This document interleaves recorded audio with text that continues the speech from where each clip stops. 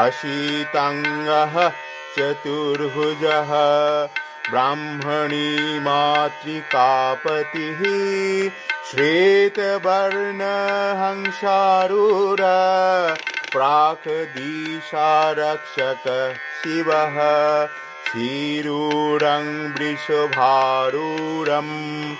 आग्नेयङ्गिकशुपालकम् नीलवर्णं महाशूरं महेशरीपतिं भजे मयूरवाहनः चण्डः कौमारी मातृकाप्रियः रक्तवर्णमहाकालः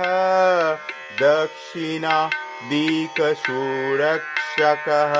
गरुडवाहनः क्रोधः वैष्णव